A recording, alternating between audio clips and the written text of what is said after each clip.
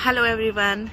आज हम लोग बात करेंगे एक टॉपिक के बारे में जिसको हम बोलते हैं ADHD, attention deficit and hyper activity disorder. ये मोस्टली क्या होता है, ये बच्चों में बहुत ज़्यादा पाया जाता है।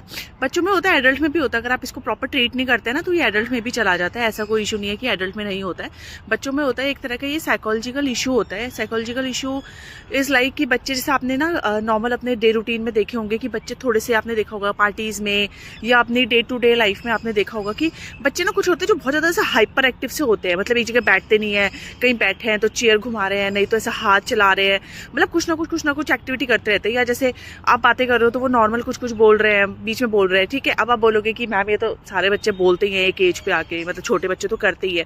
तो ये ना मैं वही बोल रही हूँ कि ये सारे बच्चों में नहीं होता है। आप ये नहीं बोल सकते कि हर बच्चा हाइपर एक्टिव है या हर बच्चा मतलब बहुत ज़्यादा चंचल है तो इस वजह से हम इसको ADHD का डिसऑर्डर का टैग दे देंगे। ऐसा नहीं होता है।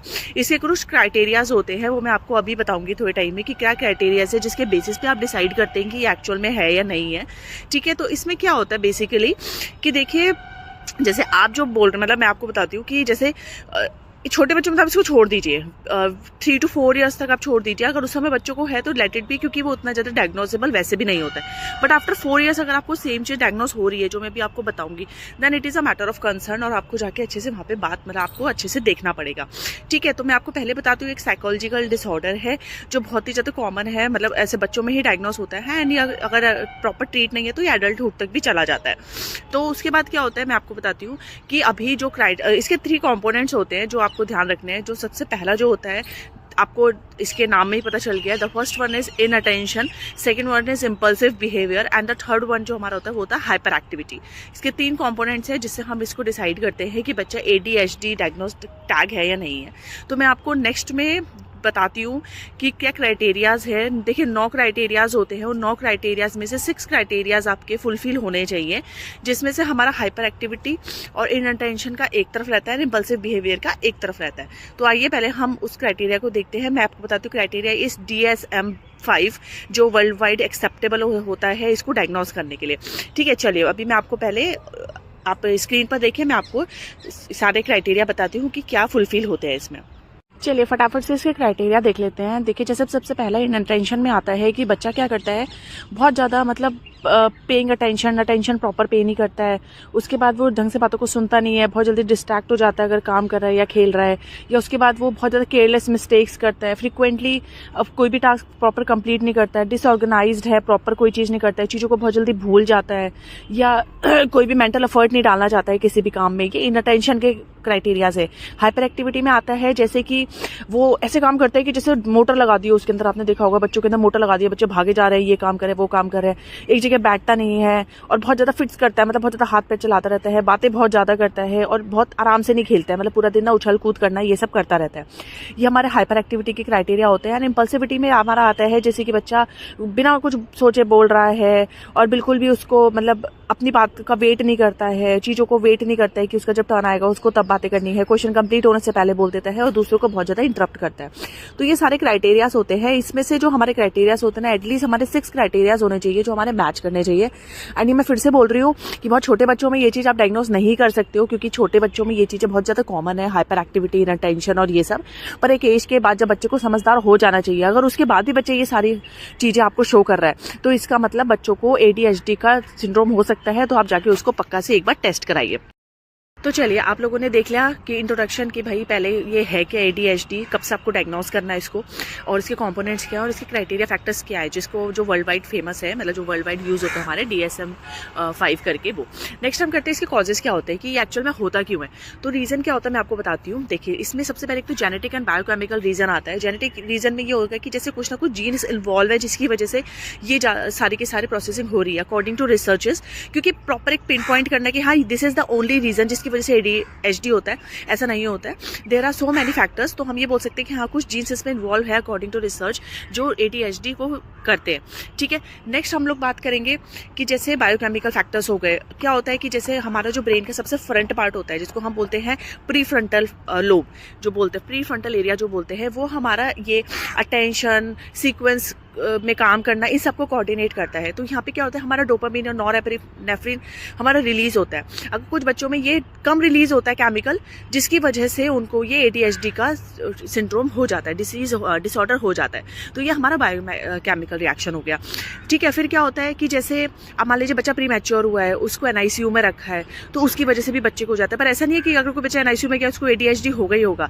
There are so many factors which are associated with that. या जैसे प्रेग्नेंट वीमेन है, वो क्या करती है, उसने ड्रग्स लिया अपने टाइम पे बहुत ज़्यादा, या बहुत ज़्यादा अल्कोहल ली है, तो इन सब चीज़ों से भी बच्चे को ADHD सिंड्रोम देखा गया है।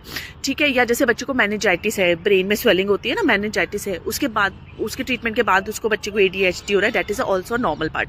तो इसमें क्या होता है, ADHD मोस्टली हमारे दो टाइप के होते हैं, जैसे प्राइमरी और सेकेंडरी हो गया। प्राइमरी होता है जिसमें सिर्फ ADHD होता है, जिसमें बच्चे को इनअटेंशन, हाइपर एक्टिविटी, इंपल्सिव बिहेवियर, ये चीज़ें देखी जाती है।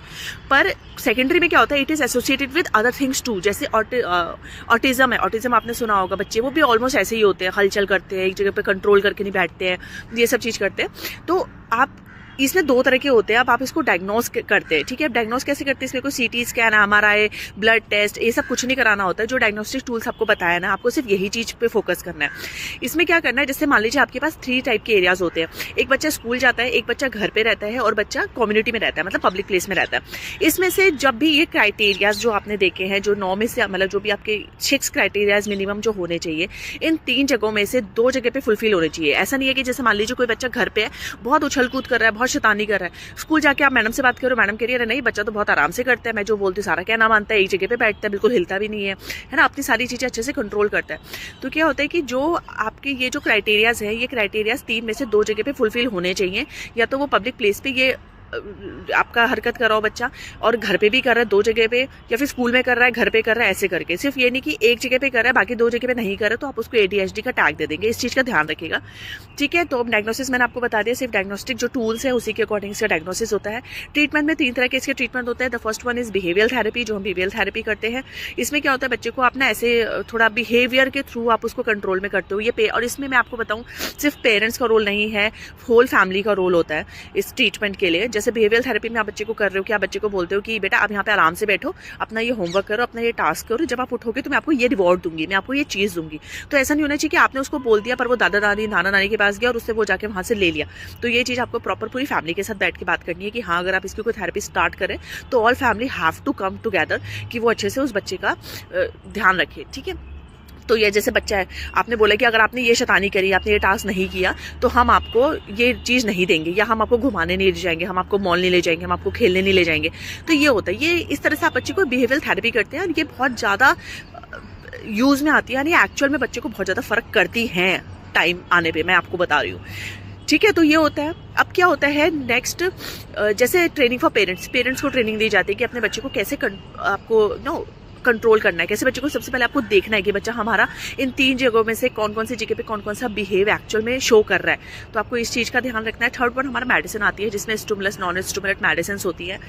तो ये तो आप प्रॉपर, जब आपको लगता है कि बच्चा अब इन दोनों कैटेगरी से आउट हो गया, अब नहीं कंट्रोल में आ रहा, अब नहीं हो सकता, the medicine is the only thing, तब आप हम लेते हो इसको। क्योंकि मोस्टली जो हमारे डोपामिन और नॉरएपिनेफ्रिन वगैरह कम रिलीज हो रहे हैं, तो ये उनको स्टिमुलस करके और उस चीज़ को थोड़ा सा कंट्रोल में ले आता है।